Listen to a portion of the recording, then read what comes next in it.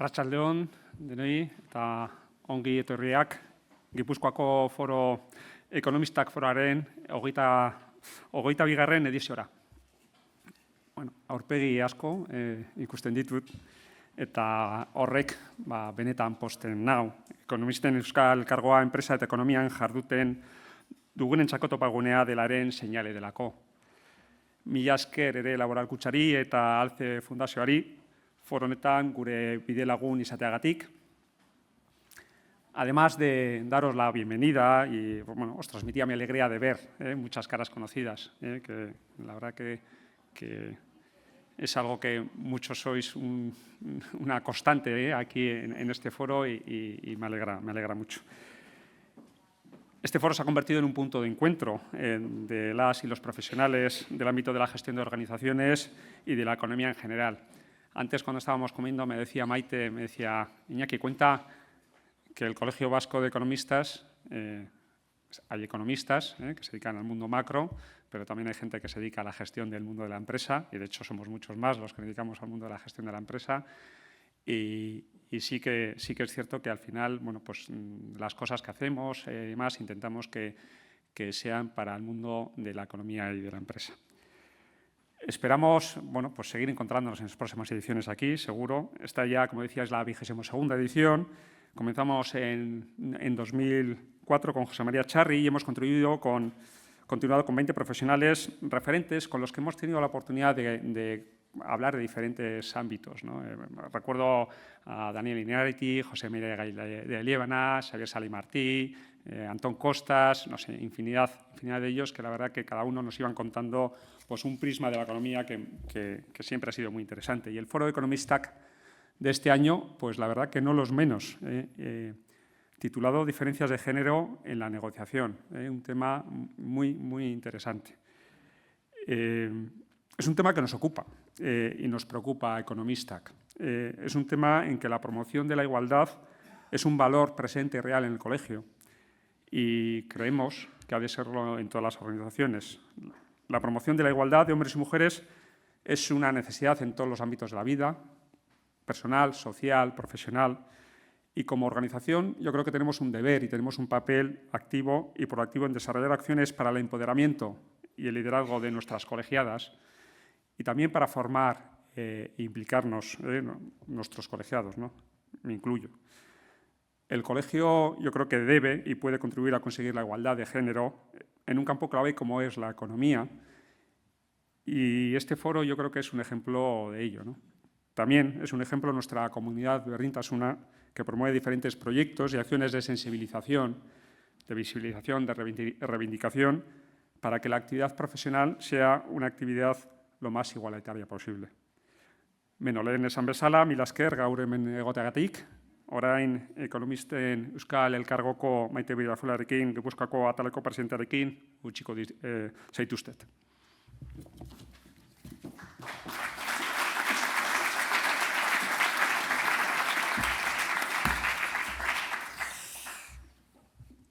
Arratsaldeon eta ongi etorriak denoi.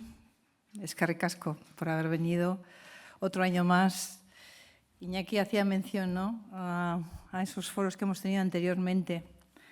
Hace el foro 10, este es el foro 22º, ¿no? Entonces, en el foro 10 hicimos un cambio. Antes los hacíamos todos en el colegio, en nuestra sede que está al lado del Urumea, debajo de Deusto, y lo hacíamos todos allí, pero un día decidimos cambiar. Y ese año fue el 10º y fue con Santiago Niño Becerra, que los que estábamos en ese entonces fue como un salto, ¿no?, de decir, tenemos que ir a otro sitio, tenemos que hacer otras cosas. El objetivo siempre ha sido el mismo, socializar la economía. Socializar la economía y juntar a la gente que realmente nos gusta la economía.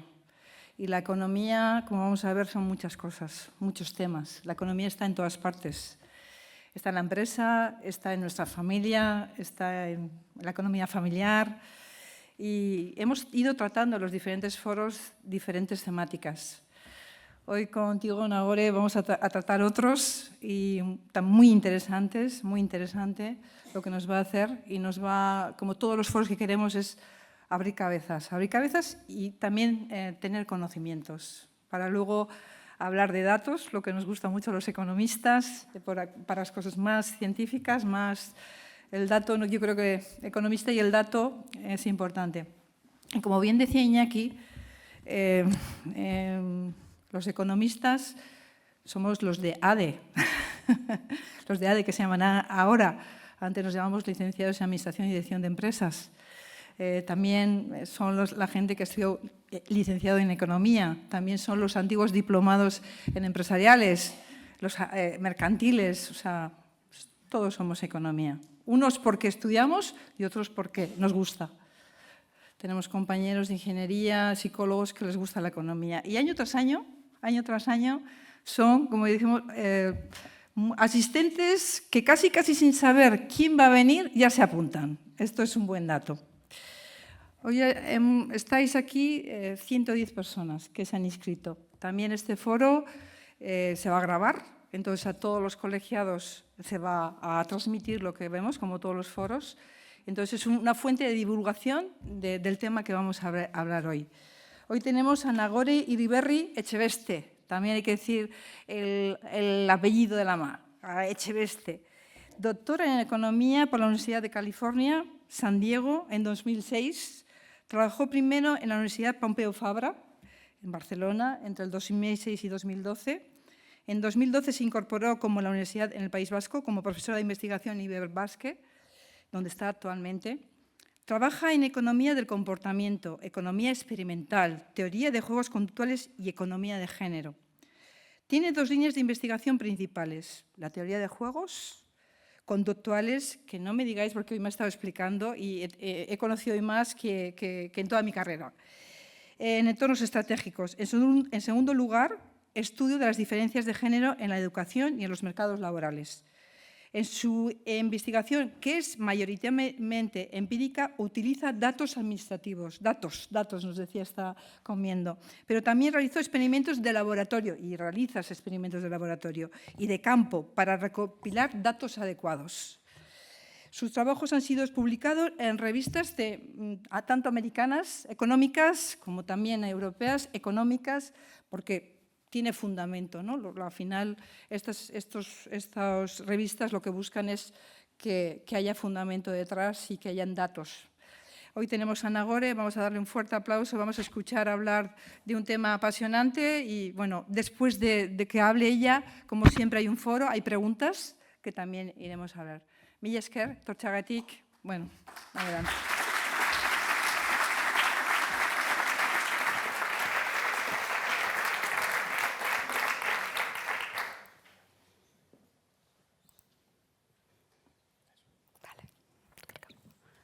Vale, arratsaldeon guztiei, mila esker etortzeagatik, bienvenidos, muchísimas gracias por venir a esta charla. Quiero empezar agradeciendo la invitación a Iñaki Ruiz, presidente del Colegio Vasco de Economistas, y también a Maite Villafruela, presidenta de la sección de Guipúzcoa del Colegio Vasco de Economistas.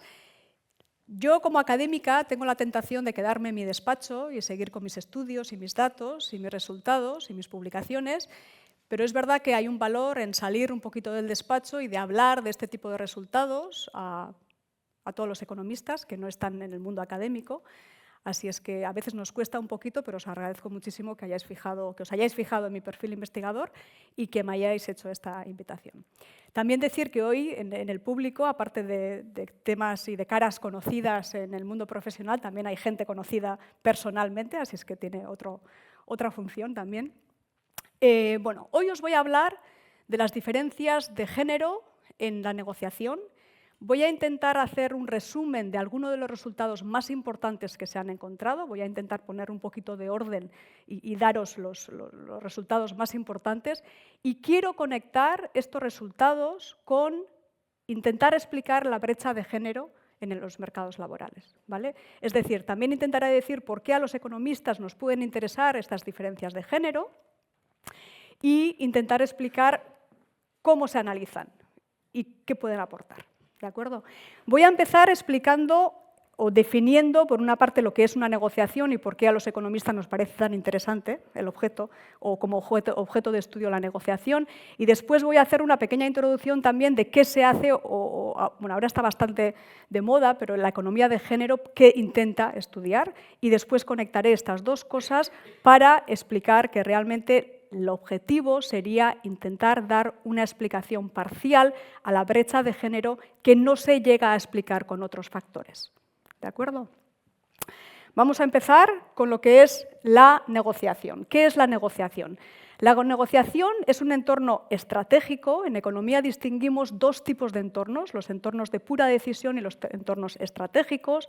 Los entornos estratégicos no son nada más que aquellos en los que el resultado de lo que le va a tocar a uno, las consecuencias de lo que le van a pasar, no depende solamente de sus propias acciones, también de las acciones de los demás. ¿Vale? Entonces, en toda situación estratégica, cuando uno está intentando optimizar qué estrategia utilizar, no solo tiene que optimizar los suyos, sino que tiene que estar pensando cómo se van a comportar los demás. Y todo el mundo está analizando el problema desde el mismo punto de vista. Entonces, la negociación es una situación estratégica y lo interesante de la negociación es que tiene dos componentes, dos dimensiones que realmente están, o podríamos pensar que están en las antípodas. Por una parte, en toda negociación hay una dimensión de coordinación, hay un interés común en llegar a acuerdo. ¿Vale? Toda persona que se sienta en una mesa de negociación quiere salir con un acuerdo y podemos relacionarlo con la típica frase de un mal acuerdo es mejor que un no acuerdo. ¿De acuerdo? Entonces, está este componente de coordinación o de interés común. ¿Vale? La eficiencia, en el sentido de Pareto, si os acordáis de este concepto en economía, nos diría o nos dictaría que realmente siempre que hay algo que aprovechar en la mesa de negociación, siempre que se crea un excedente, entonces no hay que dejar de aprovecharlo, hay que aprovecharlo. Y eso se consigue llegando a un acuerdo. ¿De acuerdo? Pero aparte de esta dimensión de coordinación, de esta dimensión de interés común, hay otra parte, que es la dimensión de competición. En una negociación, cuando se llega a un acuerdo, normalmente lo que uno llega a ganar es a costa de lo que el otro podía haber ganado. ¿Vale? Es un juego o es una situación de suma cero. Es decir, lo que son los beneficios para uno son beneficios que podía haber ganado el otro. Entonces hay una parte de competición.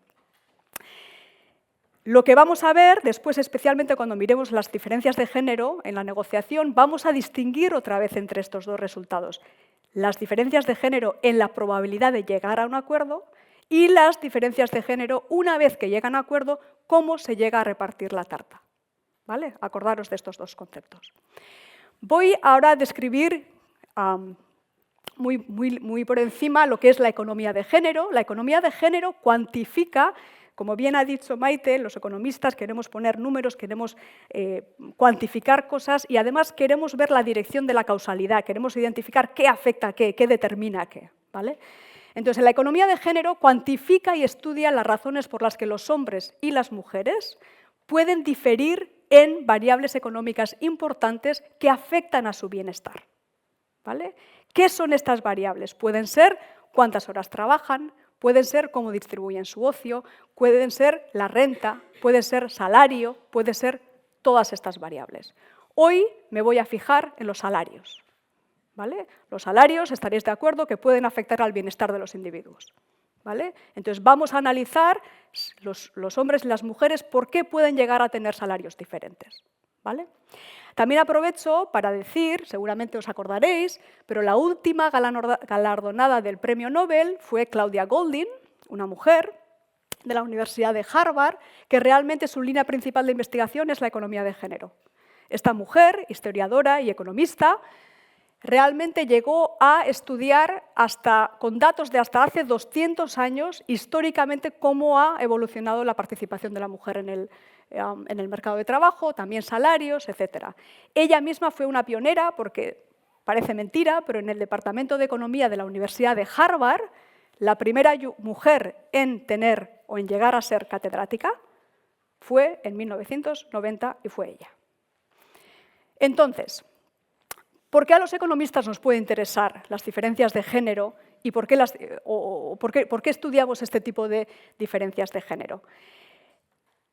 El objeto más importante que estudiamos en términos de diferencias de género sería, o uno de ellos sería, la brecha salarial, ¿vale? La brecha salarial, cuando se habla en la radio o en los periódicos de la brecha salarial, normalmente se habla de la brecha salarial sin ajustar, ¿vale? Lo único que hace es, cogemos un país, ponemos a todos los hombres, juntamos todos los hombres, medimos cuánto ganan por hora, en media, hacemos exactamente el mismo ejercicio para las mujeres y luego comparamos estas dos medias, ¿vale? Como os podéis imaginar, es una manera bastante bruta de comparar, ¿vale? Pero esta es la brecha salarial, sin ajustar, ¿vale? Para datos de España, en el 2018, estos son los últimos datos de los que se ha podido luego hacer la descomposición de qué parte se explica y qué parte no se explica, por eso he cogido los datos del 2018, resulta que en España la brecha salarial era del 12%. Es decir, en media, por hora trabajada, los hombres y las mujeres diferían en un 12%. Las mujeres tenían un salario menor por esa hora trabajada. Sin embargo, seguramente os llamará más la atención que si comparamos de este 12% qué parte se puede explicar y qué parte no se puede explicar, resulta que solamente el 1% se puede explicar, ¿vale? Cuando decimos se puede explicar, ¿con qué se puede explicar? Es decir, idealmente nos gustaría tener todas las características de los individuos, edad, experiencia, qué ha estudiado, años de formación, qué tipo de trabajo tiene, jornada completa, jornada parcial, tipo de contrato, todas estas características, así como todas las características de la ocupación o del puesto que ocupa, ¿vale? Si tuviéramos todos estos detalles, ahí podríamos decir cuál es realmente la diferencia de género o la brecha salarial ajustada, ¿vale? Resulta que con los datos de Eurostat, cuando hacen esta parte explicada y la parte no explicada, solamente el 1% se explica y el resto se queda sin explicar, ¿vale? ¿Qué se puede explicar? Bueno, resulta que en estos datos hay cierto nivel de detalle, pero no es el que querríamos, ¿vale? Por ejemplo, cuando decimos que es ajustada, decimos que ajustamos por las características de los trabajadores, nivel de educación, ocupaciones, pero las ocupaciones solamente vienen con 2 dígitos. Para poneros un ejemplo, una ocupación es profesionales de la sanidad. Y ahí metes a todas las posiciones que puedas imaginar, ¿vale? Os podéis imaginar que ahí metes a las enfermeras y al jefe de cirugía. Y los géneros que acabo de utilizar no han sido aleatorios, ¿vale? Entonces, tipo de contrato, todo lo que queréis meter, ¿vale? ¿Qué incluye la parte no explicada? Resulta que estos datos, idealmente nos gustaría tener muchísimos más datos, pero no los tenemos. Entonces, decir que realmente la parte no explicada se debe a la discriminación sería un argumento muy simplista y muy reduccionista y simplemente erróneo. ¿De acuerdo? Entonces, lo que falta realmente son características mucho más detalladas del tipo de ocupación, ¿vale? También, por supuesto, no voy a hablar mucho de esto hoy, pero las responsabilidades, la gran diferencia entre hombres y mujeres aparece con los críos. La maternidad penaliza, la paternidad no penaliza en el mercado de trabajo, ¿vale? Y todas aquellas variables que querríamos tener. ¿De acuerdo? Pero es verdad que hasta finales de los años 90 se hacían este tipo de regresiones, se intentaba poner todo lo que se podía poner en las regresiones y se decía la parte que no se explica es la discriminación, ¿vale? Pero a partir de los años 90, finales 2000, se decía, bueno, realmente nos gustaría tener otras variables que también se llaman no cognitivas y nos gustaría intentar poder ajustar y explicar más cosas de estas diferencias de género. Voy a hacer un argumento parecido con los datos de Euskadi. En Euskadi, con datos del 2016 de otra encuesta, la brecha salarial era del 11%, sin ajustar por nada. Como veréis, muy parecido al de España, ¿vale? Pero aquí, porque había una especie de más detalle, se podía ajustar por más cosas, se podía controlar por más cosas, ¿vale? Y no sé si os habéis fijado, pero ahora, cuando digo la brecha salarial controlando por educación, no, o pasa de ser del 11% al 14%. ¿Cómo es posible que ahora la brecha salarial sea mayor cuando ajustamos por educación? Muy fácil, porque la educación, a nivel mayor de educación, mayor salario, esto para la cuando se tienen hijos hay que insistir, ¿vale? en esta relación. Cuanto mayor nivel de educación, mayor salario, en media. Y resulta que ya hace muchos años, o varios años, que las mujeres en media tienen más nivel de educación que los hombres. ¿Vale? Entonces, cuando se ajusta por educación, como las mujeres en general tienen un mayor nivel de educación, la brecha salarial aumenta, que llega a ser un 14%. Pero en estos datos, que realmente podían controlar, por ejemplo, por la feminización de la ocupación o por el tipo de educación más, se llega a ver que casi la mitad de ese 15%, 14,7%, está explicado por las características tanto de los individuos como de las ocupaciones. Pero aún así nos queda este 55%. ¿Vale? ¿Cómo se explica? ¿Vamos a decir que es pura discriminación? No. ¿Vale? Lo que se hace a partir de los años 2000 más o menos es decir, bueno, realmente hay otras 1000 variables, no 1000, pero hay otras variables que hasta ahora se han ignorado, pero que igual podríamos utilizar para intentar explicar mejor por qué los hombres y las mujeres llegan a tener retribuciones diferentes por su trabajo. ¿Vale? Y las diferencias de género en la negociación son uno de los candidatos. ¿De acuerdo? ¿Por qué las diferencias de negociación, por qué las diferencias de género en la negociación pueden explicar esta brecha salarial o pueden aportar a la explicación de esta parte que hasta ahora no se explica? Bueno, pues por vuestra carrera profesional podéis imaginar que muchas veces los primeros salarios se pueden negociar y hay que tomar la decisión de negociar o no negociar. ¿Vale? Y durante la carrera profesional, aquí veo bastantes caras que como yo llevan unos años en el mercado laboral, pueden decir o hay oportunidades de poder pedir una promoción o no pedir una promoción. Y cuando pido una promoción puedo intentar negociar mi salario o no intentar negociarlo.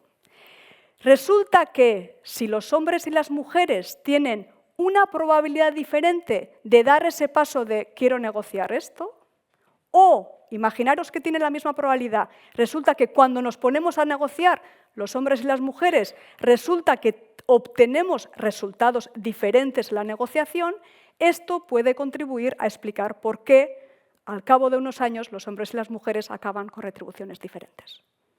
¿Vale? Si os fijáis, he distinguido dos preguntas. Y las dos preguntas requieren una metodología diferente para analizarlas bien. La primera es la selección, la decisión de decir voy a negociar o voy a aceptar sin rechistar. ¿Vale? Y la segunda pregunta es, imaginaros en una situación en la que todo el mundo tiene que negociar. En esa negociación, ¿cómo lo hacen las mujeres? ¿Cómo lo hacen los hombres? ¿Vale? Entonces, si estas dos cosas ocurren, esto parcialmente puede explicar esta parte que hasta ahora no se podía explicar. ¿Vale? Como bien os he dicho, estas son las dos preguntas. La primera es, imaginaros, hace unos años, con vuestro primer trabajo, con vuestra primera oferta salarial, idealmente uno quiere tener más de una oferta, porque ahí el poder de negociador va a ser mucho mayor. ¿Vale? Yo siempre le digo a la gente joven, especialmente a los estudiantes, cuando vayáis al mercado, no quedaros con la primera oferta. Intentar buscar varias ofertas y optimizamos. Y además, a la hora de negociar, siempre es mucho más creíble cuando tienes 2 o 3 o más. ¿Vale? Entonces, poneros en esa situación, tenéis la primera oferta salarial, os interesa el trabajo, pero ahí la decisión es, ¿qué digo? Sí, acepto, gracias, cuando empiezo, o digo, hay algo que quiero negociar. ¿Vale? Esa es la decisión de la que estamos hablando. Esa es la primera de las preguntas que se analizó desde el punto de vista de economía. Y la segunda es muy diferente y es, imaginaros una situación en la que todo el mundo está negociando. Ahí, si tú pones hombres y mujeres negociando, ¿quién viene con más dinero a casa? ¿Los hombres o las mujeres? ¿Vale? Estas son las dos preguntas que se han analizado. Se han analizado de diferente manera, con datos reales, con experimentos de campo, con experimentos de laboratorio. Os voy a contar alguno de estos estudios. ¿Vale? Vamos con la primera de las preguntas. Diferencias de género en la decisión de negociar. ¿Vale? ¿Qué pensáis? ¿Quién toma la decisión de negocio o no negocio? ¿Los hombres van a tener una propensión mayor a negociar o las mujeres van a tener una propensión mayor a negociar? Los hombres, levantamos la mano. ¿Quién piensa que los hombres? Vale, veo muchas manos. El libro, que resume muy bien todas estas observaciones, estudios de campo y también estudios de laboratorio, es el libro por dos mujeres que se encuentran en la universidad, en la Escuela de Negocios de Carnegie Mellon, en Pittsburgh, en Pensilvania, que escribieron este libro en el 2003. Por supuesto, primero salió en inglés, el título era bastante revelador, Women Don't Ask, ¿vale? Que en español se tradujo como Las mujeres no se atreven a pedir. ¿De acuerdo? El libro, la verdad es que es muy recomendable, está lleno de anécdotas, de datos, de experimentos, todo explicado bastante fácilmente. Pero os voy a contar un estudio que ellos hacen. Carnegie Mellon es una escuela de negocios muy importantes en Estados Unidos y sus MBAs son también muy caros, por supuesto, pero muy buenos, ¿vale? Entonces, el estudio que ellos hacen es hacer un seguimiento a todos estos estudiantes que acaban el MBA y luego les siguen, hacen un seguimiento de ellos en el mercado de trabajo durante 5 o 10 años. ¿De acuerdo? Imaginaros, aquí, si hay gente de la universidad, realmente nos gustaría tener, ¿no?, un seguimiento de todos los estudiantes egresados que hacen un máster. Es una escuela de negocios, seguramente por este MBA habrán pagado una auténtica burrada, ¿vale? Y con este MBA tienen, además, aspiraciones a trabajar en el mundo de las finanzas, en el mundo empresarial, en puestos muy de alta dirección, ¿vale? Entonces, les pasan un cuestionario y les preguntan, ¿negociaste tu salario, tu primer salario, o no negociaste tu primer salario? Y el resultado es bastante revelador. El 57% de los hombres dijo sí, negocié mi primer salario, pero solo el 8% de las mujeres dijeron que habían negociado el salario. Esto hace que dos personas, una mujer y un hombre, que realmente han tenido exactamente la misma formación, la misma inversión de tiempo y de dinero, con las mismas aspiraciones a tener estos puestos directivos, que ya empiecen con una brecha salarial. ¿Por qué? Porque las mujeres no llegaron a negociar. Y déjame también deciros una cosa, y es que el primer salario determina muchísimo tus aspiraciones a salario en toda tu carrera profesional, ¿vale? Entonces, ya empezamos con un gap ahí, muy al comienzo. Otros estudios han confirmado este tipo de resultados, que los hombres tienen una propensión mayor a negociar un salario, mientras que las mujeres tienen o muestran una probabilidad menor. Y cuando se ha intentado analizar el porqué que hay de fondo, es que muchas mujeres piensan que de ellas no se espera este comportamiento, ¿vale? Mientras que a los hombres no existen estas limitaciones o estas percepciones. Que un hombre te pida un aumento es esperable, mientras que una mujer igual pidiese este aumento, chocaba. Y las mujeres, anticipando este tipo de reacción, se frenaban, ¿vale?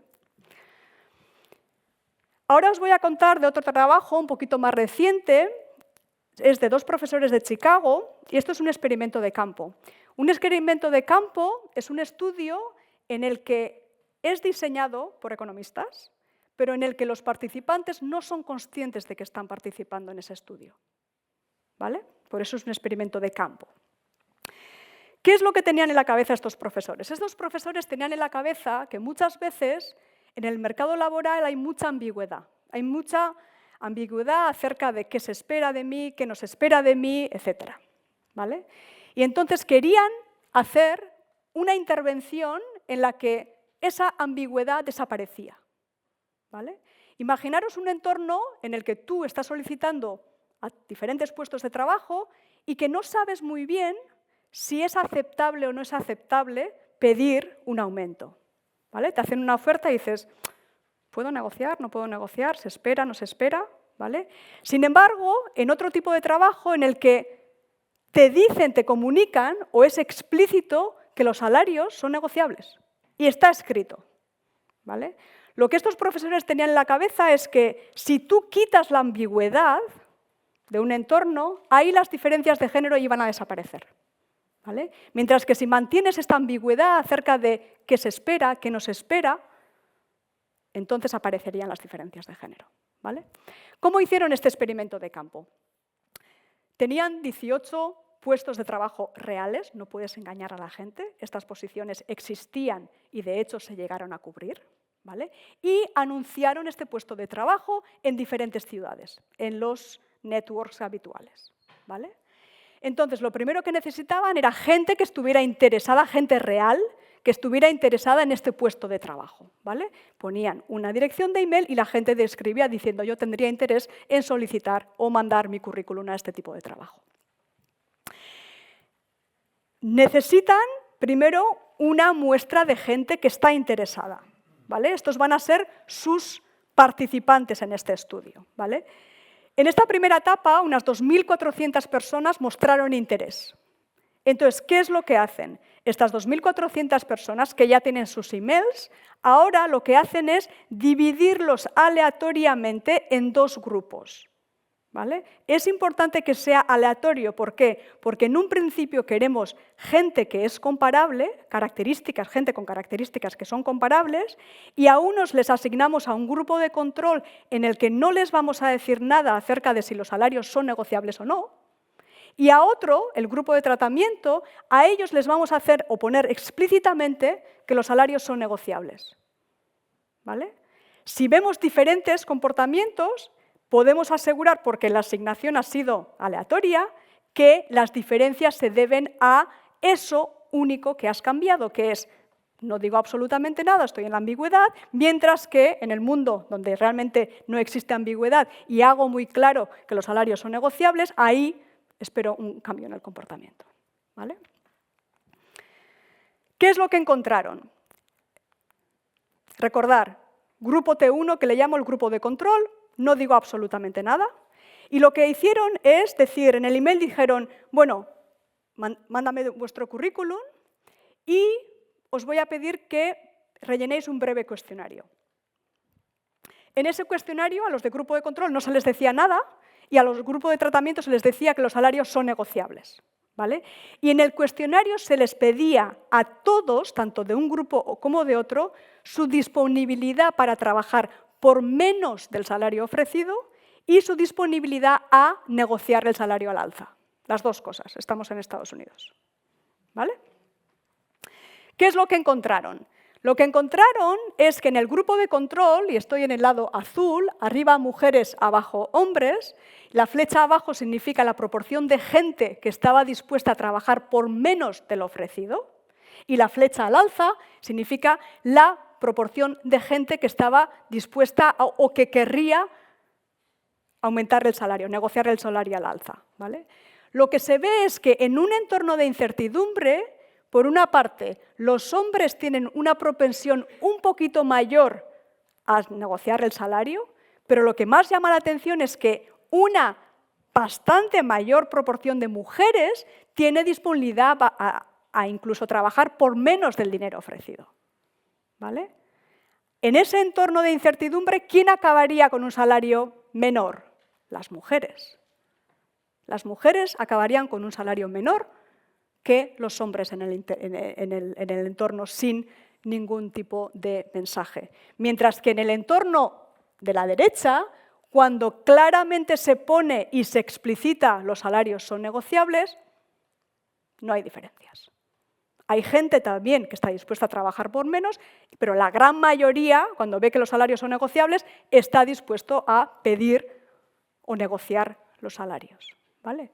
Entonces, su hipótesis era correcta en el sentido de cuando hay mucha incertidumbre, y dejadme deciros que en la mayoría de los entornos hay mucha incertidumbre, ¿vale? Resulta que ahí favorecen la aparición de diferencias de género en la propensidad o en la probabilidad de pedir o de negociar, ¿vale? Vamos con la segunda pregunta. Ahora ya no vamos a entrar a quién entra a negociar o quién no entra a negociar, ¿vale? Vamos a ponernos como economistas, como analistas, y querríamos una situación donde una población que en principio es comparable, hombres y mujeres, les mandamos a negociar y luego cuando vuelven les decimos ¿cuánto traes? ¿No? Y queremos comparar quién saca más de esta negociación. Para esto os voy a preguntar primero, ¿quién es mejor negociando? si vosotros tuvierais que mandar a un hombre o a una mujer a negociar, ¿quién creéis que vendrá con más dinero? ¿Los hombres son mejores negociando? Vale, buena pregunta. Aquí vamos a hablar siempre de individuos, ¿vale? Pero buen punto si queremos, al final en el foro podemos hablar de, es verdad que el comportamiento difiere si uno está negociando para sí mismo o uno está negociando para un grupo. Buen punto. Pero en general, si estamos hablando de salarios y que la gente negocia, ¿quién negociará más? ¿Los hombres son mejores negociando? ¿Las mujeres son mejores negociando? ¿Los hombres? Levantar la mano. ¿Las mujeres? Bueno, parecido. Cuando se han hecho estudios y se han encontrado diferencias, el resultado más común es que los hombres obtienen mayores beneficios negociando que las mujeres, ¿vale? Os voy a contar de un experimento, un trabajo mío junto con Íñigo Hernández Arenaz, que ahora está en la Universidad Pública de Navarra. Y aquí queríamos responder a la pregunta de quién es mejor negociando, si hay diferencias de género en la negociación. Y este es un experimento de laboratorio. En Sarrico, en la Facultad de Economía, en Bilbao, tenemos un laboratorio. Un laboratorio no es más que la mitad de esta sala con ordenadores, ¿vale? Y toda la gente que viene, lo único que sabe es que sabe la hora en la que va a estar ahí, en nuestro caso era 1h30, sabe que va a haber un dinero mínimo que se va a llevar, ¿vale? En nuestro caso son 3,5 €, y sabe que, dependiendo de sus decisiones y dependiendo de las decisiones de otros individuos, al final saldrán con dinero, esperan dinero, ¿vale? O sea, su motivación de venir al experimento y de tomar decisiones es el dinero. Así de simples somos los economistas. Entonces, cuando venían, les explicábamos que iban a estar negociando, ¿vale? Iban a hacer 10 rondas diferentes de negociación. En cada negociación se les iba a decir cuánto dinero estaba en la mesa. Iban a ser 5 €, 10 € o 15 €, eran estudiantes, ¿vale? Y también les decíamos que iban a tener 3 minutos para negociar, ¿vale? Entonces, lo que queremos ver, lo que estamos emparejando son hombres, mujeres todo el rato, y queremos ver si los hombres y las mujeres obtienen resultados diferentes. Cuando digo experimento de laboratorio, normalmente todo se hace en el ordenador y es un entorno abstracto, ¿vale? No es una negociación en la que estamos los dos en la mesa mirándonos, ¿vale? Porque ahí tendríamos muchísimas cosas que controlar. Pero en un ordenador, donde todo es más o menos anónimo, tú lo único que sabes tu género y sabes el género de la otra persona, ¿vale? Esta era la pantalla que veían. Aquí yo soy la participante A, que estoy tomando decisiones, y hay otra persona. Y lo único que sé es que hay otra persona en la sala, delante de otro ordenador, que está emparejado conmigo, pero yo no sé quién es, ¿vale? Y empiezo a interactuar. Se les dice cuánto tiempo tienen, 3 minutos, 180 segundos. Ese contador va a ir poco a poco cayendo hasta 0, ¿vale? En este caso se les dice cuánto tienen que negociar, cuánto pueden llegar a negociar, y ves toda la secuencia de la negociación. Es decir, el participante A, en este caso, empieza a ofrecer 1 € para la otra persona y 4 para ella, ¿vale? La otra persona rechaza esa oferta y entonces es la segunda persona ahora la que hace la contraoferta, ¿vale? Y así, aunque sea un entorno totalmente abstracto, lo bueno de este tipo de mecanismos es que tenemos control absoluto sobre el número de ofertas, el número de contraofertas, qué ofertas hacía, cuánto ha insistido, qué flexibilidad e inflexibilidad ha mostrado. Es decir, en una negociación real, a no ser que no grabes todo esto, es muy difícil de obtener, pero aquí lo podíamos tener. Entonces, este era el entorno. Aparte, la pantalla que vemos aquí es una pantalla en la que sabían absolutamente todo. Teníamos una situación de negociación en la que toda la información estaba tan clara que la única norma que pensábamos nosotros que iba a ser la razonable era el reparto de 50 para ti, 50 para mí. Porque todo era simétrico y estaba claro, ¿vale? Ahí pensábamos, o nuestra hipótesis era que en un entorno tan simétrico, sin ninguna ambigüedad, ahí no iba a haber diferencias de género. La norma esperable era que todo el mundo se coordinara en el 50-50 y íbamos a ver exactamente ese reparto. Pero luego teníamos otros entornos en los que metíamos muchísima asimetría. Por ejemplo, el tamaño de la tarta, si eran 5 euros, 10 euros o 15 euros a repartir, solamente sabía una parte de la negociación. La otra parte no tenía ninguna información. ¿Vale? Entonces ahí ya creas una situación totalmente asimétrica en la que la parte informada puede intentar manipular y puede intentar aprovechar esa ventaja. ¿Vale? ¿Qué esperábamos? Que en esa situación hubiese más diferencias de género, porque ya el 50-50 se ha acabado, ya esa norma no existe. ¿Vale? Entonces, en una situación de mucha más ambigüedad, de mucha más asimetría, ahí esperábamos que los hombres aprovecharan más esa situación y especialmente la parte informada sacara más provecho. ¿Vale? Esta era nuestra hipótesis. Un poco siguiendo con la hipótesis anterior de la ambigüedad es la que crea todas estas diferencias o ayuda a favorecer. Encontramos realmente 3 resultados importantes en este experimento. El primero es exactamente el que os he dicho. ¿Vale? La simetría y la falta de ambigüedad hace que las diferencias de género no aparezcan. Sin embargo, cuando hay incertidumbre, cuando metes asimetrías, cuando una parte puede realmente apretar, ahí existen diferencias de género. ¿Vale? O sea que otra vez volvemos a esto de la falta de transparencia, el fomentar la ambigüedad hace que puedan existir estas diferencias de género.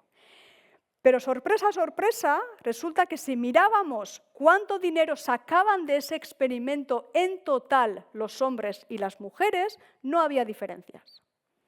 Pero entonces, si os acabo de decir que realmente había diferencias, ¿qué ocurre? Lo que ocurre es que,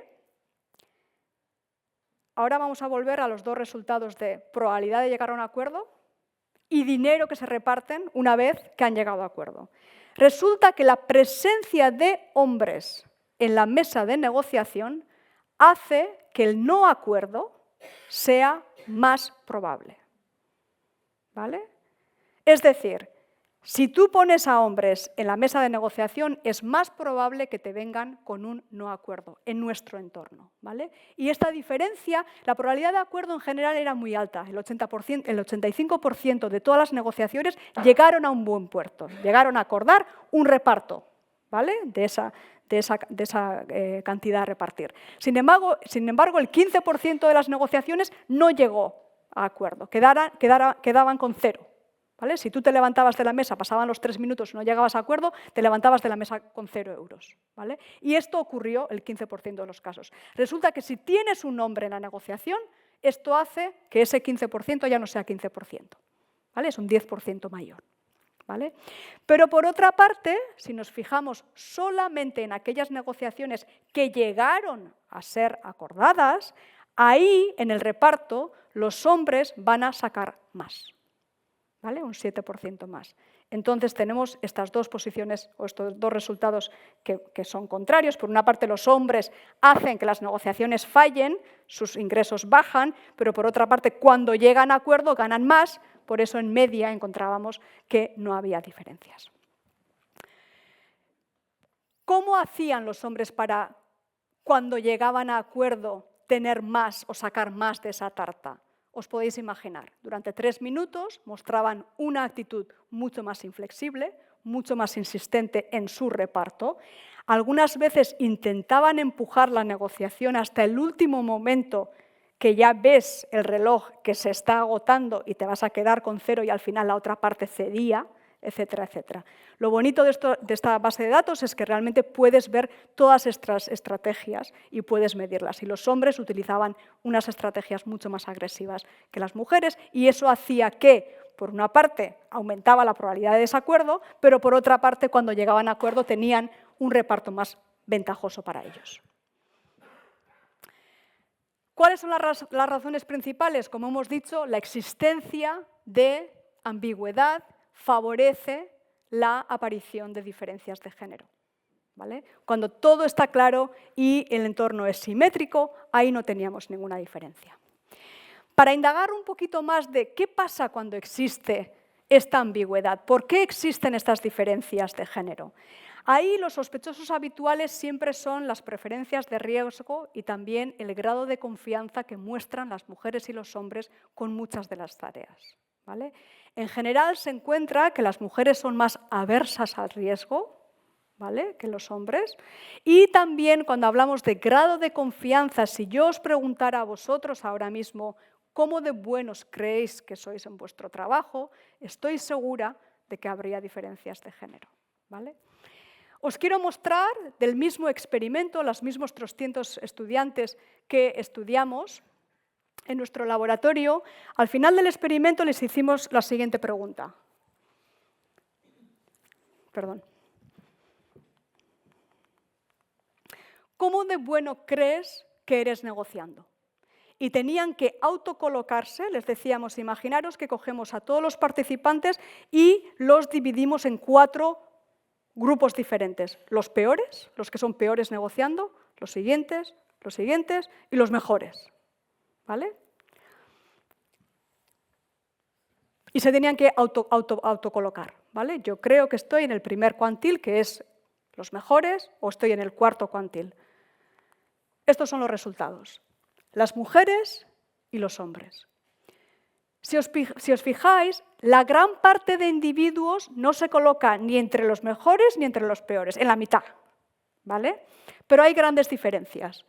Solo el 5% de las mujeres se autocalifica o se autocoloca como estoy entre las mejores, mientras que casi el 20% de los hombres no tiene ningún pudor en decir yo estoy entre los mejores, ¿vale? En el segundo grupo, que es los segundos mejores, no hay tantas diferencias, pero en el tercero y el cuarto también, ¿vale? Las mujeres se autocolocan casi el 20% entre las peores, mientras que los hombres solamente el 10% se coloca. Entonces, realmente hay grandes diferencias en cómo nos autopercibimos y cómo también trasladamos nuestra percepción a los demás, ¿vale? Si comparamos esto con la realidad, es decir, porque nosotros podemos rankear a todos los individuos de cómo de bien lo han hecho, resulta que los hombres muestran un exceso de confianza y las mujeres una falta de confianza, ¿vale? Y estas diferencias realmente no es la primera vez que se encuentran, ¿vale? Quiero decir que en muchas de las tareas estas diferencias siempre van en esta dirección, ¿vale? Hay grandes diferencias entre hombres y mujeres en cómo de confiados y confiadas se muestran con sus capacidades. Otra de las preguntas que incluimos y que me gustaría también enseñar es lo siguiente. Al final del experimento les preguntamos sobre los estereotipos que existen, ¿no? ¿Quién creéis que es mejor negociando?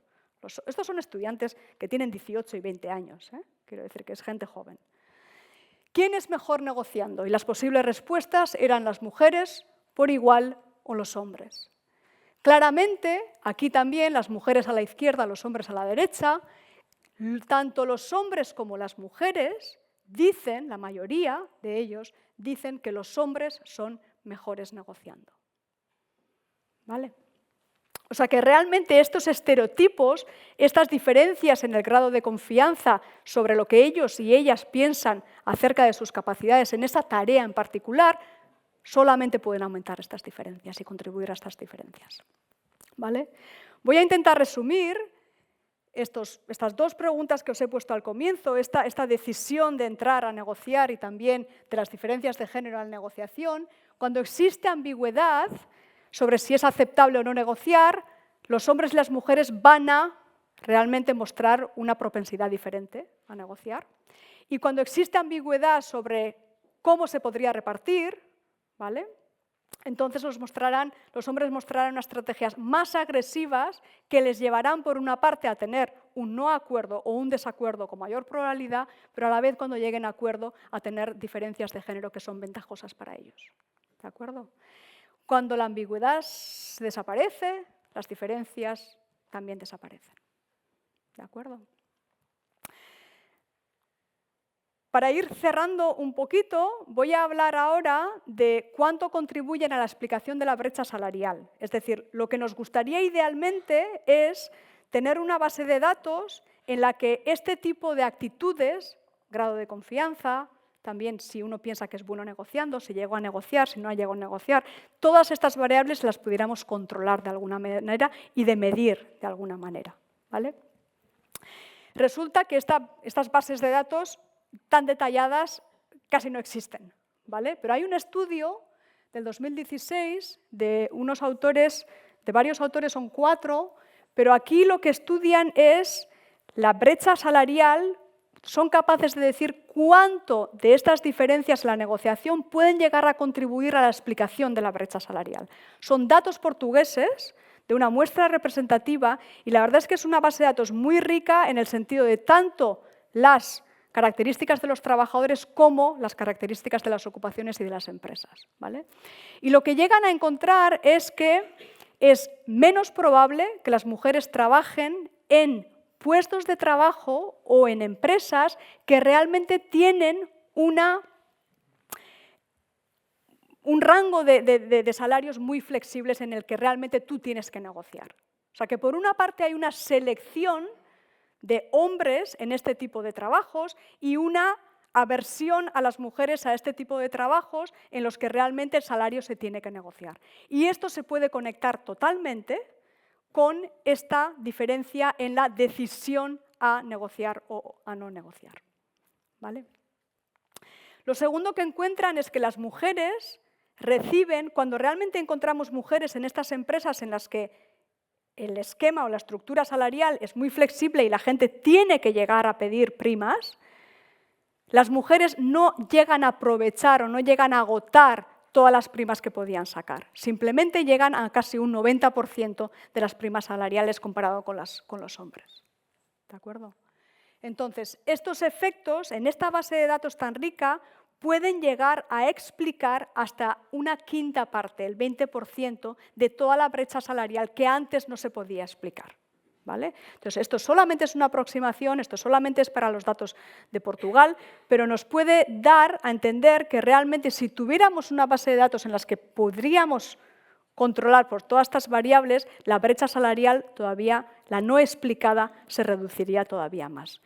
Y vamos en esa dirección, en el sentido de cada vez más en los nuevos cuestionarios se pregunta cosas como ¿llegaste a negociar tu salario? ¿Qué predisposición tienes a negociar?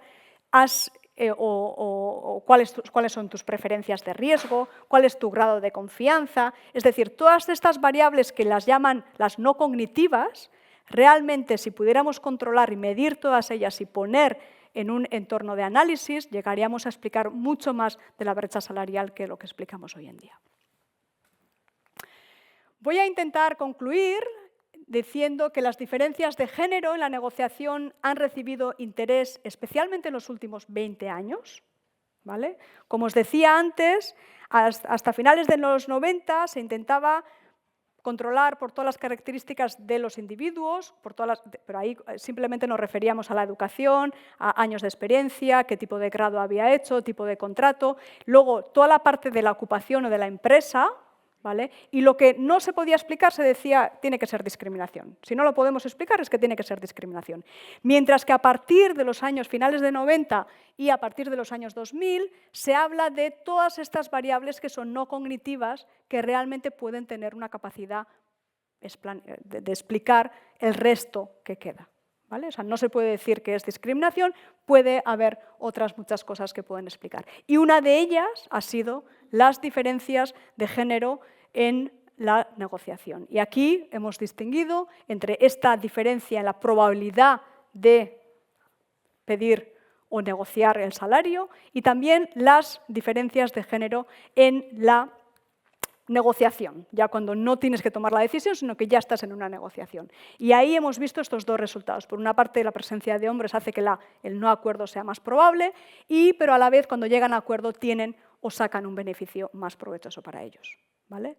También hemos visto que cuanto mayor ambigüedad, mayores diferencias de género. O sea, que si quisiéramos ir a un entorno en el que hay menos diferencias de género, tendríamos que desaparecer, quitar este tipo de ambigüedad, hacer todo el proceso de promoción totalmente transparente. Hay empresas que lo están haciendo, ¿vale? Y ahí esperaríamos unas diferencias de género mucho, mucho menores, ¿vale? También acabar, ya que muchas veces somos, ¿no? Nos ponemos los sombreros diferentes de trabajador y de también un poco el mundo de la empresa, desde el punto de vista del trabajador, yo a mis estudiantes siempre les digo que no tengan miedo de pedir. ¿vale? Si realmente ellos creen que merecen un salario mejor, quieren apostar por ascender, quieren una promoción, quieren mejorar su situación, que no tengan ningún miedo a pedir, ¿vale? De hecho, yo siempre digo que todos estos resultados, también muchas veces saberlo, conocerlos, conocer este tipo de existencia de sesgos de género, está bien conocerlos porque así puedes reaccionar a ellos. Y lo mismo con los estereotipos. Todos estamos influenciados por los estereotipos, pero realmente cuando sabes en qué dirección van, te puedes autoevaluar y te puedes autocensurar en muchos casos, ¿vale? Desde el punto de vista de la empresa, también decir que la eficiencia, y esto creo que ningún empresario me va a negar, la eficiencia requiere que realmente el talento o los mejores trabajadores acaben en los mejores puestos. Esto todo el mundo lo quiere, ¿vale? Entonces, la empresa tiene que pensar en mecanismos para que esto ocurra, ¿vale? El talento claramente no tiene género, el talento no tiene, o sea, el que vale, vale, ¿no? Esta mañana hemos estado comiendo, la verdad es que ha sido una comida muy interesante. Y realmente una de las políticas o una de las lecciones que sacamos de toda esta literatura y de todos estos resultados es que si tú pones claramente y haces de una manera totalmente transparente cómo es el proceso de promoción en una empresa, ahí esperarías que las diferencias de género desaparezcan. ¿Por qué? Porque la gente, tanto los hombres como las mujeres, saben en qué momento están, saben si le toca o pueden llegar a esa promoción o no lo saben. Si se deja todo con una cortina de humo, ahí aparecerán diferencias de género que al final hará que los hombres y las mujeres no estén tan satisfechos con toda la situación, ¿vale? Entonces, creo que voy a parar aquí. Os quería agradecer por toda la atención y ahora abrir el debate. ¿Queréis?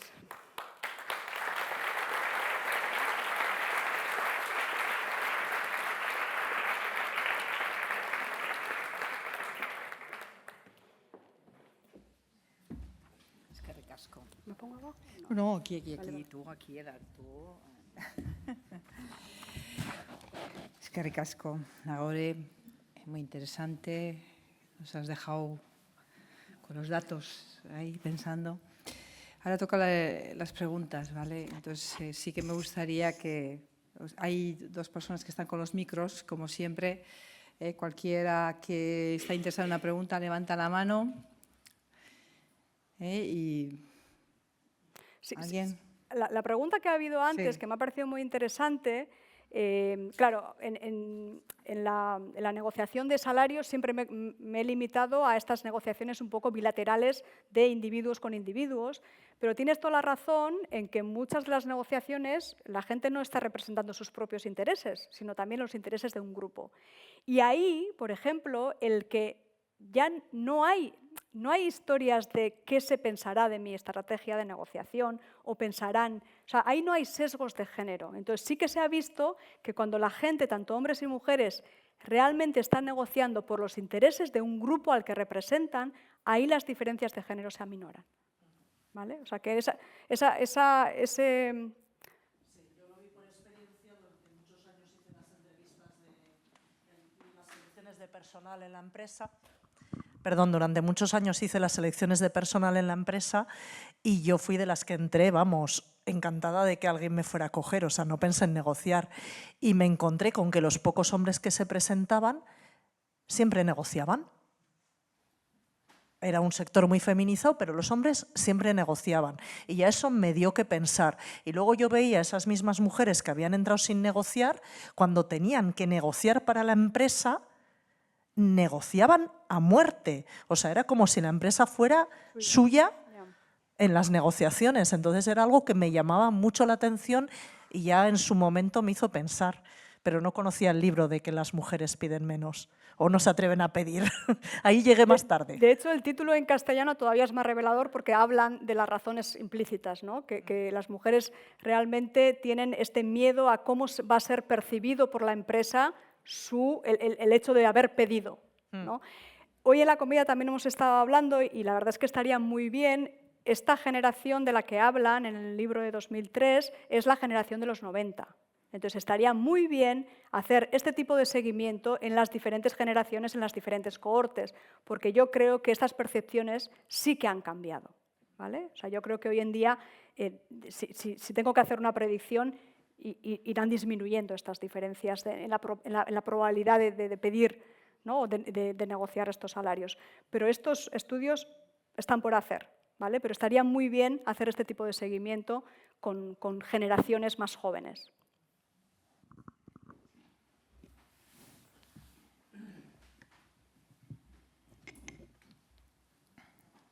Hola, muchas gracias por compartir los resultados muy interesantes. ¿Cómo habéis tenido en cuenta en las negociaciones que la mujer al final también negocia otras cosas más intangibles, como es que piden más permisos? Al final es una realidad que las mujeres se hacen más cargo de los cuidados familiares y eso está debajo de esas negociaciones. ¿Lo habéis tenido en cuenta? En el experimento claramente no, porque son chicos de entre 18 y 22 años, o sea, no, en sus cabezas no está todavía la paternidad, la maternidad, etc. En el caso de los estudiantes de MBA, en el estudio que os decía, ahí sí que hacían un seguimiento a lo largo de 10, 15 años y claramente otra vez, y esto lo dice también bueno, casi todos los estudios, ¿no? Aparte de esta diferencia, por ejemplo, que empieza incluso con la gente muy, muy formada, de que igual el primer salario ya empieza con una pequeña diferencia.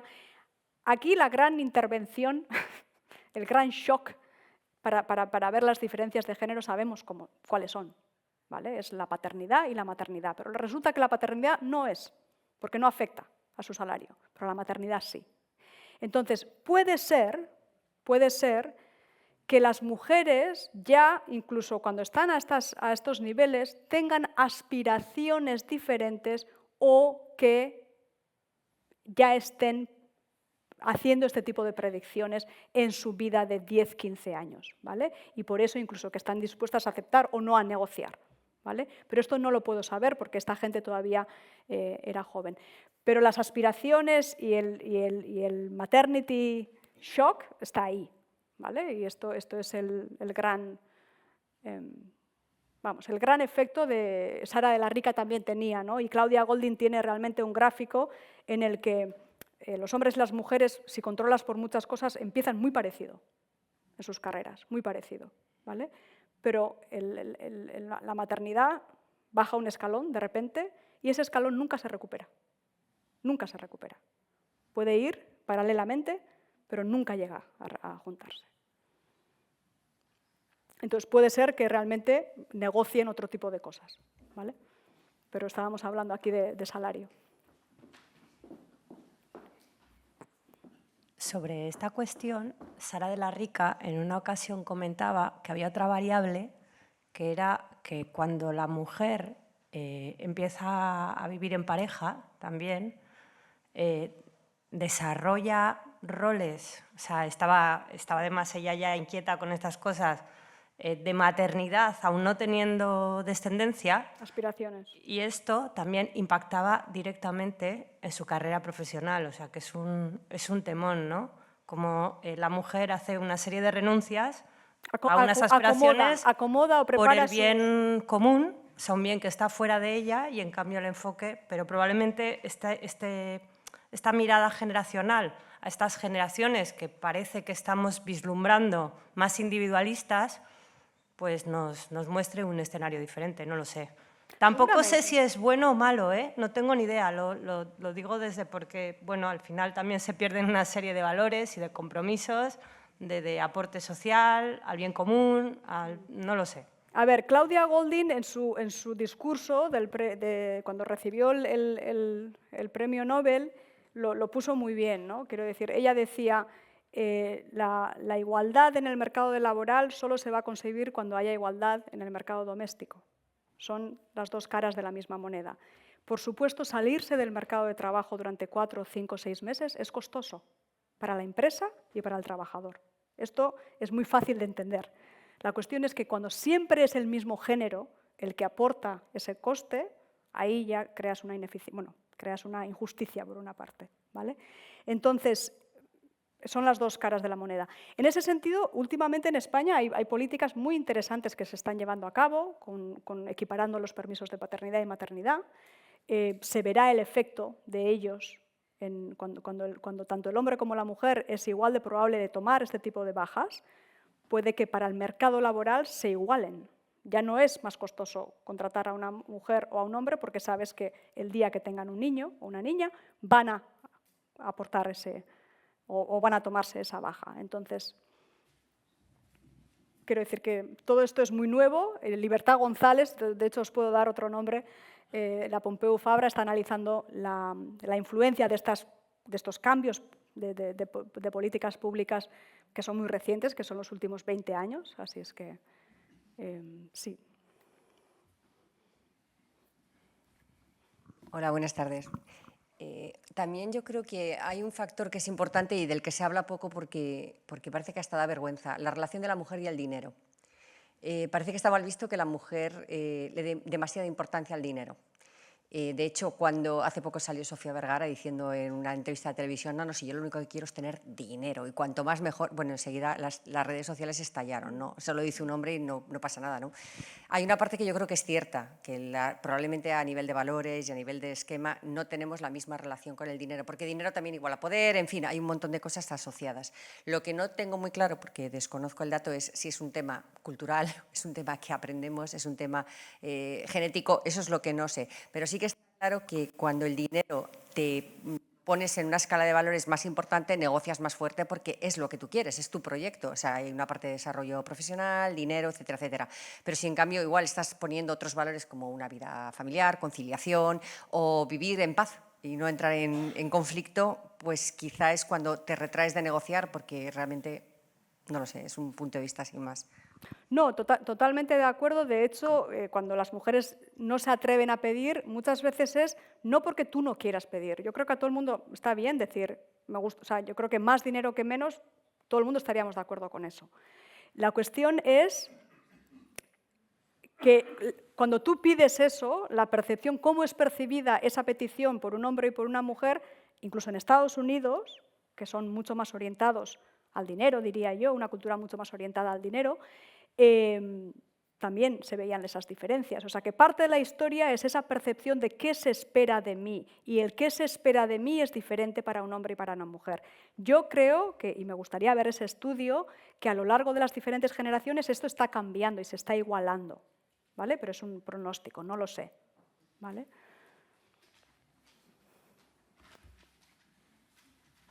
Pero bueno, y el factor cultural, por supuesto, hemos estado hablando antes, ¿no? En una barbacoa en Estados Unidos con gente que no conoces, a los 5 minutos te pueden preguntar cuánto ganas al año, ¿vale? Y no hay ningún pudor, no hay ninguna mala intención, es simplemente un dato como el coche que tienes o dónde vives, cuánto ganas al año. Aquí sería impensable y de hecho es de muy mala educación preguntar a la gente. Muchos de nosotros vivimos en un grupo de amigos en el que realmente no sabemos cuánto gana cada uno. Y está bien así también, ¿no? Entonces, el factor cultural, en términos de salario, por supuesto. Yo creo que en el mundo empresarial también, en Estados Unidos, cuando la gente comparte mucho más estos datos, que haya más información, más transparencia. Aquí es todo mucho más opaco, ¿vale? Entonces, el factor cultural es importante también, por supuesto.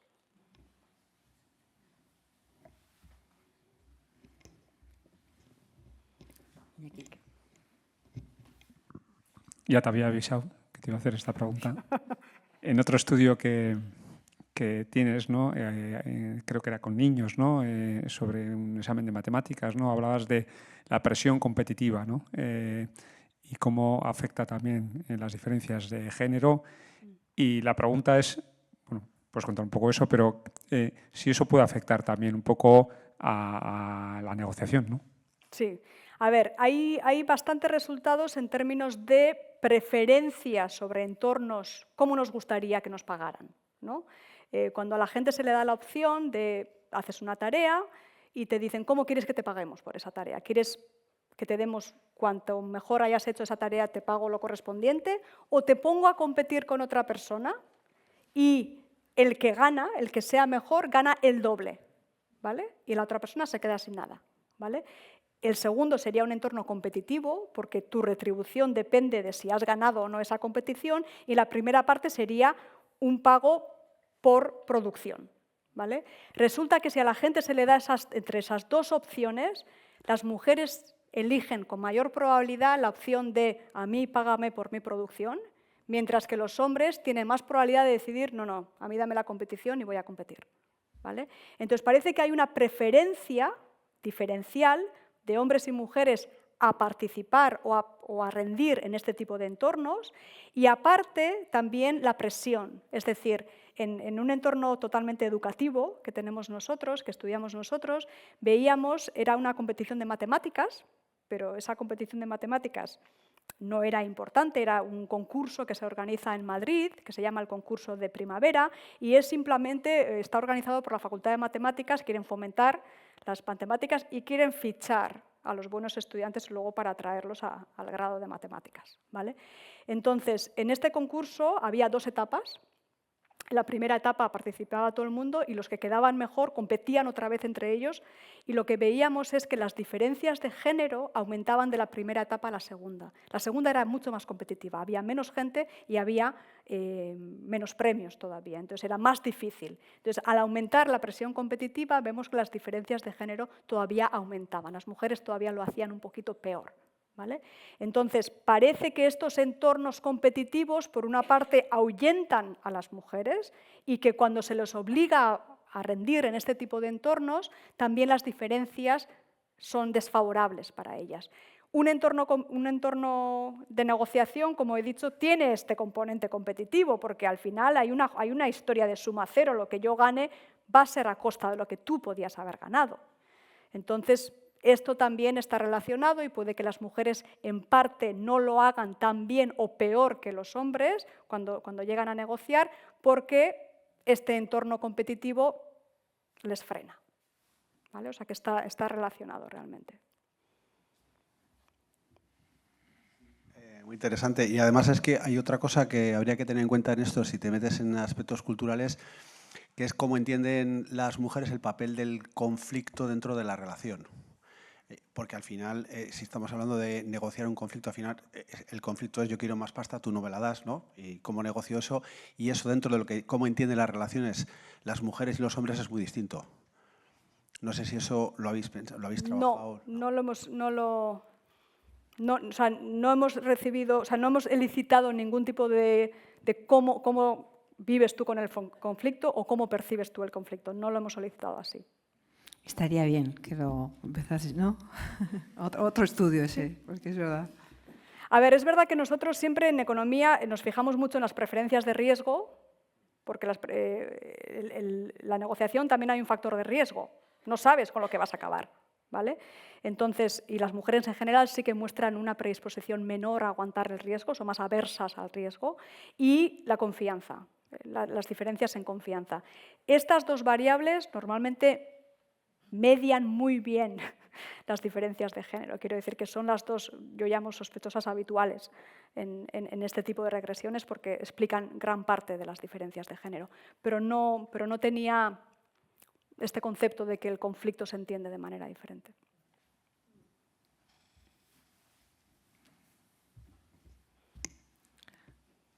¿Alguna pregunta más?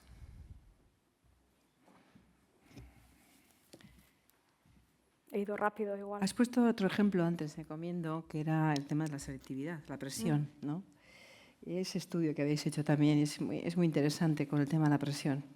¿Puedes comentar? Aquí no se trata tanto de presión competitiva, sino pura presión.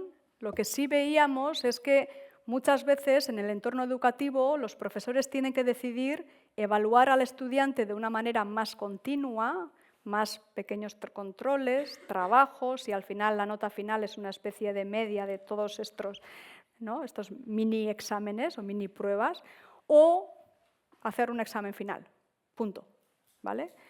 Por supuesto, uno se juega mucho más cuando todo es en un examen de 2 horas o de 1 hora, mientras que si la nota final de algo es una media de todas estas notas, uno puede fallar en una prueba, pero en la siguiente recupera, etcétera, etcétera. Entonces, esta es la discusión general de evaluación continua, que ahora tanto nos hablan, ¿no?, en la facultad, o evaluación de un examen y ya está. Teníamos datos de una escuela de Barcelona que hacía las dos cosas. Tenía esta evaluación continua y después, aún así, a partir de tener esta evaluación continua, el 30% de la nota de estos estudiantes de esa materia, de ese curso, se la jugaban en un único examen, que era acumulativo de todo, ¿vale? Y esto nos proporcionaba un entorno muy interesante, ideal, en cierto sentido, para ver las diferencias de género de quién rendiría mejor en un entorno más de evaluación continua o un entorno de aquí me juego todo, ¿vale?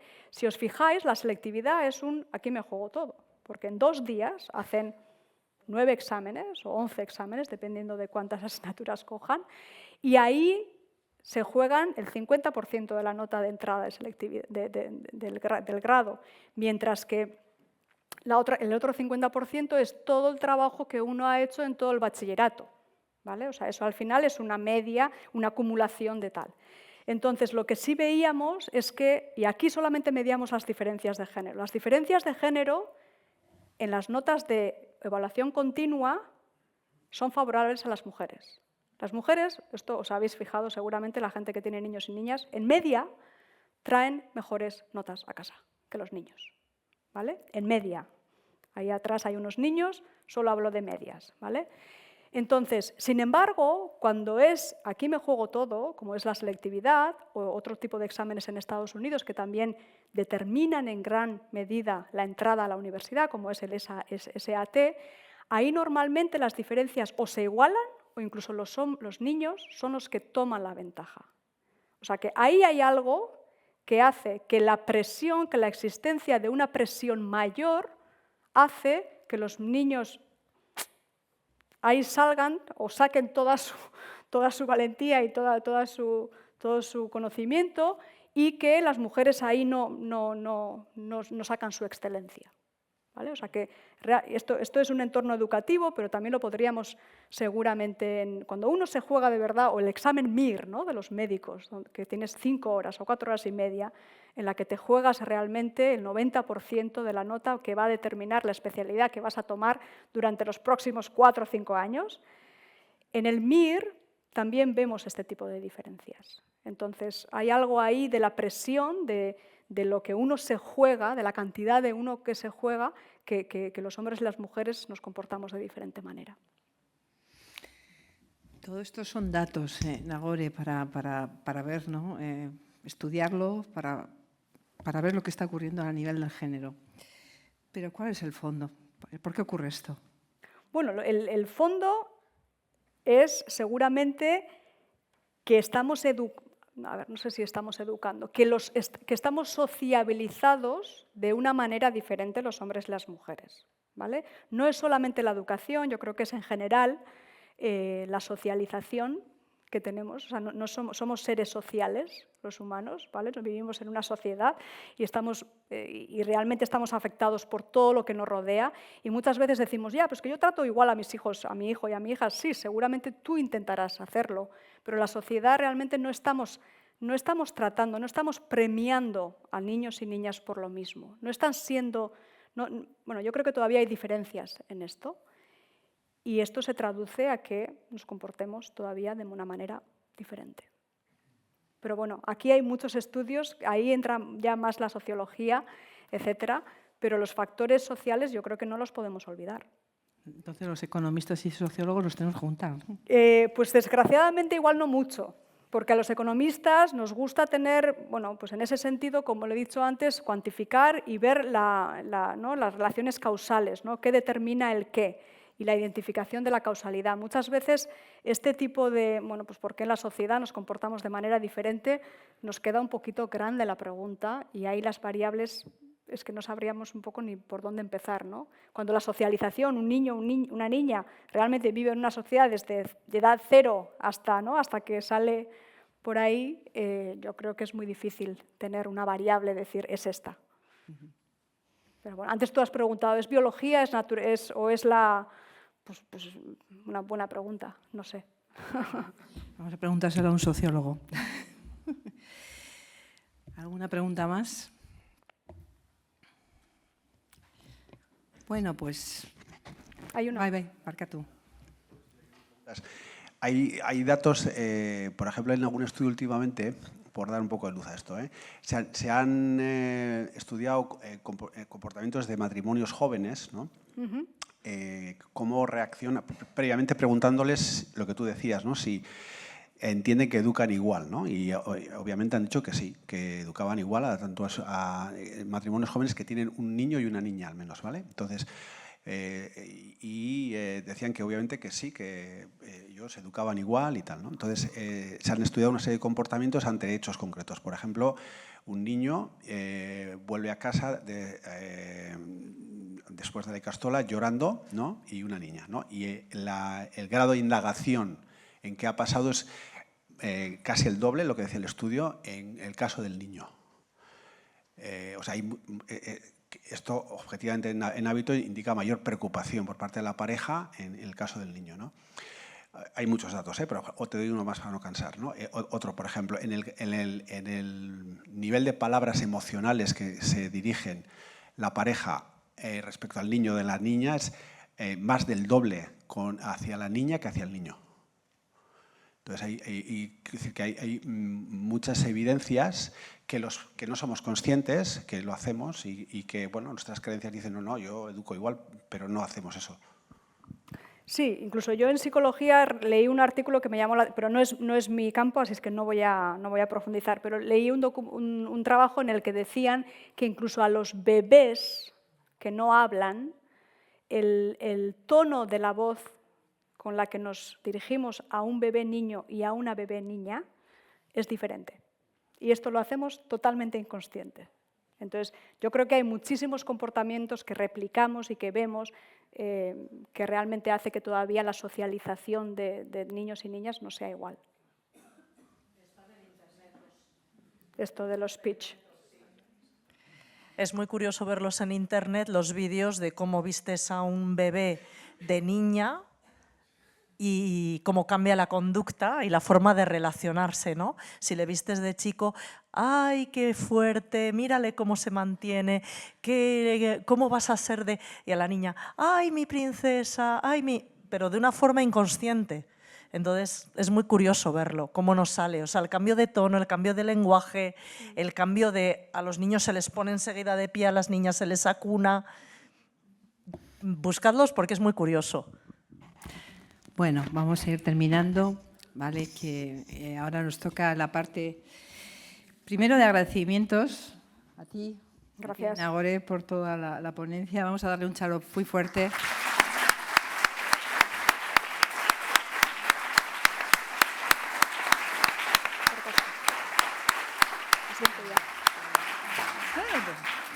No te sientes. Primero a ella, después quería agradecer a toda la organización interna del Colegio Vasco de Economistas por el trabajo que habéis hecho de organizarlo y también a la Junta de Sección de Guipúzcoa porque al final pues hay que elegir un ponente, hay que tener reuniones para ello y nosotros ya estamos pensando en Nagore en el próximo año, 23. Estamos pensando en el 23. Y si has visto, cuando estábamos hablando, ha venido un compañero de la Junta y ha dicho que ya tenemos quizás a una persona que puede venir para el foro de 2023. Es decir, que ya estamos trabajando para ello. Eskerrik asko por haber venido, eskerrik asko. Y ahora tenemos un pequeño cóctel que vamos a estar juntos y podemos hablar también con Nagore y entre nosotros, que hace mucho de un año que nos hemos visto. Eskerrik asko, Adenet.